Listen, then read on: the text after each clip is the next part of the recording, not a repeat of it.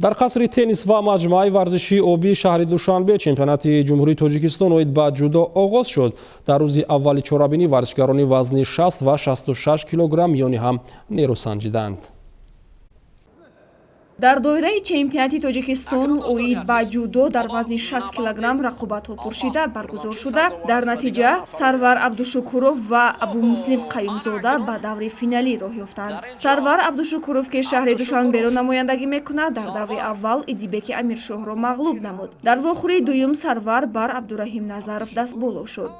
Рақиби сеюми ӯ ҷудочӣ аз шаҳри Душанбе Иброҳим Абдуллоев ба шумор мерафт. Сарвар бар ин ҳарифаш ҳам пирӯз гардид.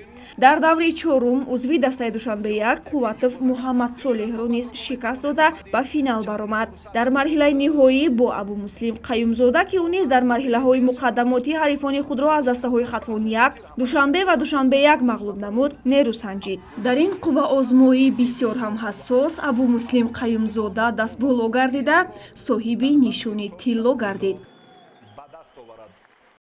Барои нишонҳои биринҷии вазни 60 кило Сиёвуш Ғаффоров бо Саъди Собирзода, ҳамчунин Муҳаммадризо Қувватов бо Муҳаммадсолеҳ Қувватов мубориза бурданд.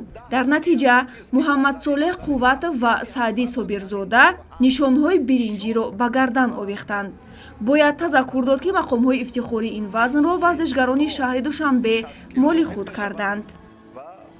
آینده هم برای معرفی تاجیکستان صاحب استقلال همه حریفان من بهترین پهلوان ها بودند که من آنها را با پرتاف‌های یعنی حلال یعنی ایپان آنها را مغلوب ساختم. خدا خواهد در مسابقه های آسیا یعنی آسیایی و مسابقه های جهانی تیاری و ملک های خود را تیاری در آن مسابقه ها اشتراک می‌نماییم.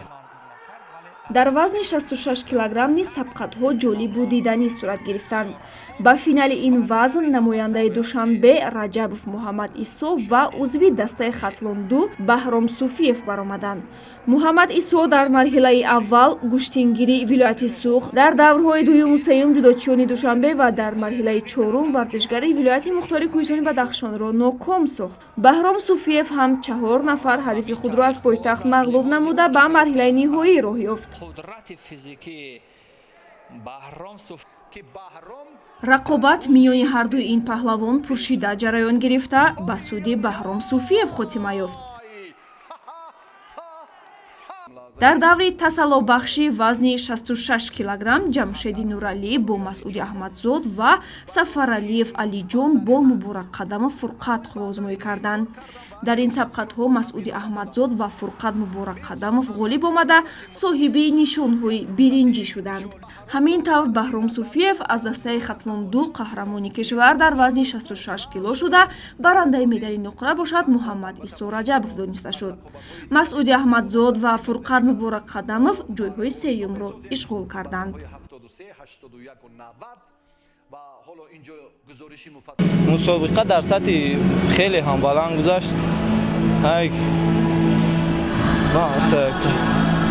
ҳарифои ман паҳлавонони хеле пурқувват, чемпионони республика дар намуди куштини ҷудо ва дар намуди куштини миллӣ буданд.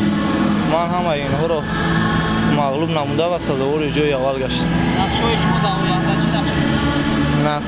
дар оянда нақша дорам, ки дар мусобиқаҳои берун аз ҷумҳурӣ иштирок намуда ва парчами ҷумҳурии Тоҷикистонро баланд бардорам.